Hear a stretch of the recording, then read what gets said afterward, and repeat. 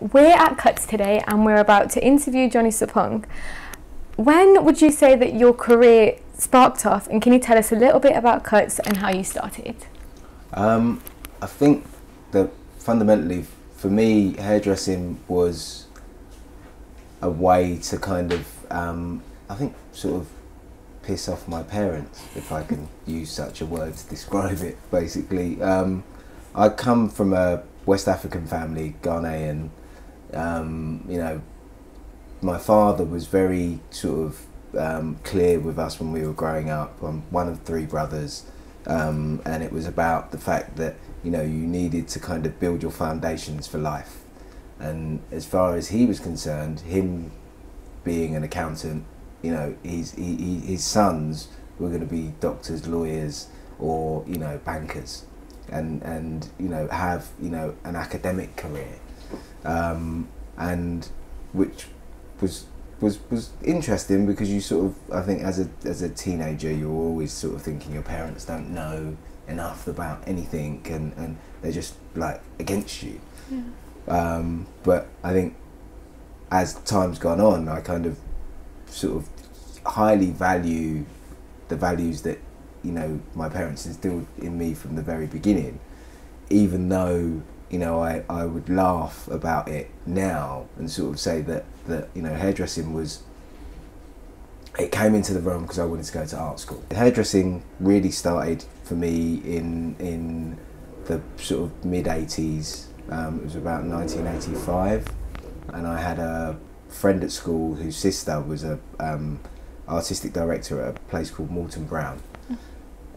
They gave me an opportunity because she needed an assistant in the summer holidays. I was in between my studies for A-levels, which were, you know, again, academic, like chemistry, physics, maths, and English literature. The journey began at Morton Brown, and what I think was clear to me at that time, when I was looking for, you know, how I was going to sort of become a hairdresser, it was much more about the fact that there was inspiring people within the salons. You know, there was great hairdressers that were doing interesting things, whether it was for, you know, their clients in the salon and creating things. And salon life in the 80s was very much about the fact that, you know, the musical stars of the day, or actresses or models, would come into the salon and get their hair done or get their colour done.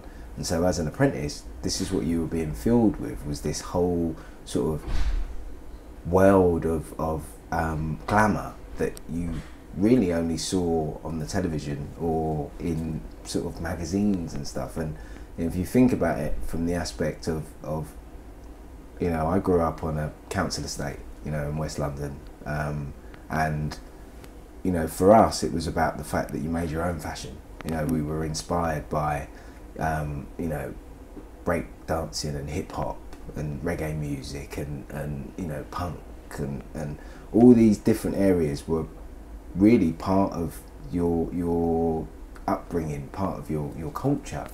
And so when, you know, hairdressing was presented to me almost by default, what came alive though was the aspects of creating with your hands and being able to sort of do something that actually, without thinking about the clients and your subjects, or your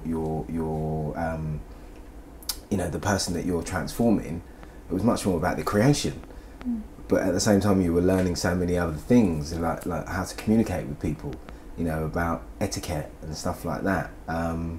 And so from the sort of Morton Brown journey, I met James Le Bon, who's the founder of Cuts. So you spoke a little bit about your parents. In your biography, you explained that you kind of rebelled almost, just because, you know, you didn't get a proper job, like how your dad wanted you to be an accountant and so on. How would you say that they see your career now? Well, I think they're really very proud parents, but I think that was a lot to do with the way that, you know, we see things and our expectations, fears, and also the capacity to learn.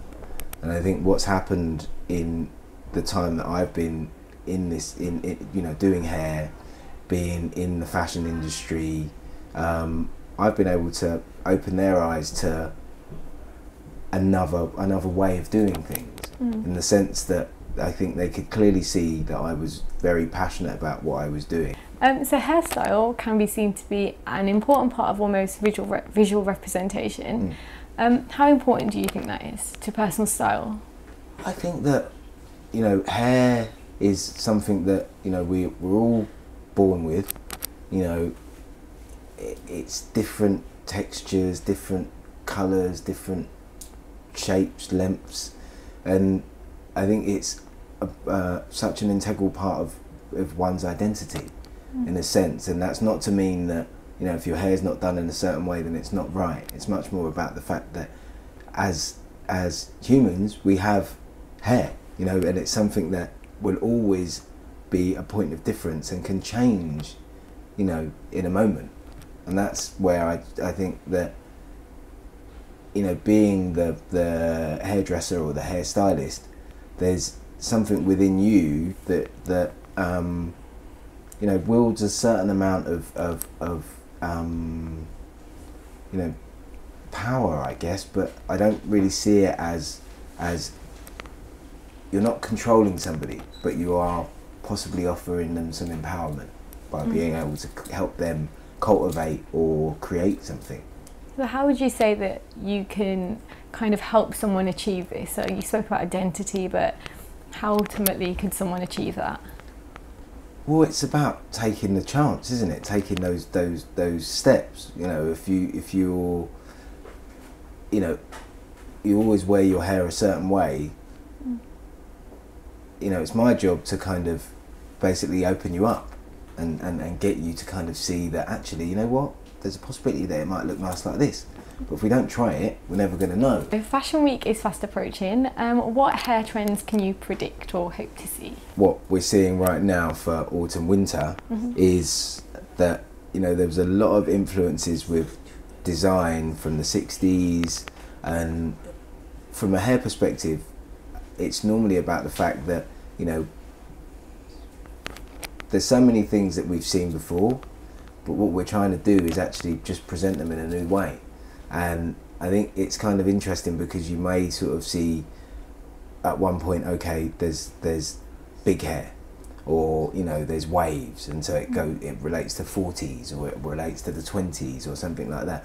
So I think it's always about cycles, and a lot of the time, until you've seen the collections and you've seen, you know, you've worked with the designers to kind of come up with what that woman is or what that man is in their identity, you know, there's a whole realm of things that are spinning in your mind. You know, it might be the fact that I see, you know, a girl cycling up the street in Soho and she's wearing her hair in a strange ponytail. But already for me, I'm thinking about how I can adapt that to a catwalk and put that into that situation. But what you'll also see is that, you know, for instance, with the red carpet now for award season, like for the BAFTAs or for you know, the Golden Globes or the Oscars or something like that, when you see certain things on the carpet, those looks can sometimes transcend into what's going on with fashion as well, because, you know, the designers are putting out their premium gowns. Generally, you know, it's a one-off or it's a couture piece or something like that, and it has a big part of influencing us. You know, if you look at the current covers of magazines and stuff like that, you know, everyone has a homage to Bowie at the moment, and there's a big Bowie resurgence. So you'll see a lot of fashion shoots based around, you know, his imagery and you know, the different characters that he was showing off at that time. But again, it's I think very influenced by other things than just fashion. You know, you know, people are inspired by art. They are inspired by music as well. But that also forms part of, you know, identities in some sense, where it's again about people feeling like they want to belong, I think. Yeah. Would you say, like, obviously you touched upon it about the way in which you feel inspired, but would you say you source it through kind of knowing that you need to source inspiration, or is it just something that kind of, you know, just comes to you where you might be walking down the street? Or it's a combination. I do feel like, you know, I draw a lot of influences from the street. You know, there's a lot of things that come from, you know, being able to stop and have a cup of coffee sometimes, you know, and you're looking around and engaging because it's all very visual. And I think that's one of the most interesting things is that, you know, your eyes are, you know, such a great receptive for information, and as much as you're taking in things because you're listening to stuff and you're drawing on these areas, it's what you see, and so from the perspective of gaining ideas or you know, researching stuff, they will come from topics, but you then want to go back to somebody with a way to kind of engage them with what you're thinking, and sometimes it's not easy to explain it, so you need to show them. So that's where it comes in a period of time. So that reference that is, you know, 1920s is totally correct for these outfits or this designer, you know, in a sense. So the Sunday Times has described you as probably the best hairstylist in the world. How does that make you feel, and what do you think that kind of sets you apart from every other person who's interested in hairstyling? Well, I think that it is probably due to the fact that, you know, you're or I am deemed or believed to be at the you know, the top of my game. But in the same sense, what that means to me is that, you know, people value your they value you as a person, but they value your ideas, they value your input, they feel that you're a good person to have on board as part of a team because you can take direction, but you've also got an opinion and you can give, you know, or do what's required, but also with your own take, you know. And it's a certain amount about being able to do hair, but it's also about being able to communicate and get on with people. And that's where I sort of feel like, you know, my clients would definitely, I hope, always be able to kind of say that, you know, we love having Johnny around because, you know, he brings that energy into the space, or he's able to communicate that energy and get us into the spirit of what we're trying to do. Why do you think it's important to give each client a unique and individual experience at the studio? I think, you know, what that all comes back to again is that, you know, I've always had the belief that every person that sits in the chair is their own person, and, you know, no matter what I'm trying to execute or, you know, share with them, it's not, I guess it goes back to an old fundamental of it's not what you wear, it's how you wear it.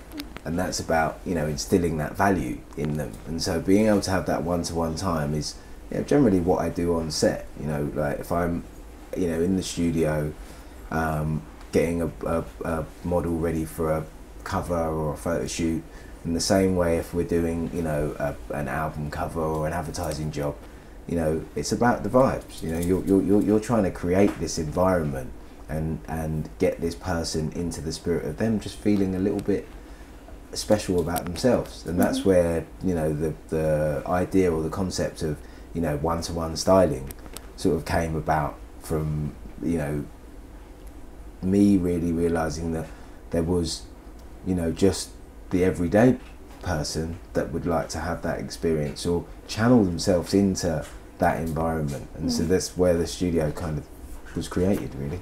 So you spoke a lot about your career and you've had an amazing ride through it all, but what would you say that has been your main highlight through it all? I think my main highlight in my journey of life was probably getting married and having 4 beautiful children. What would you say is the best advice that you've been given and it's kind of stuck with you till today?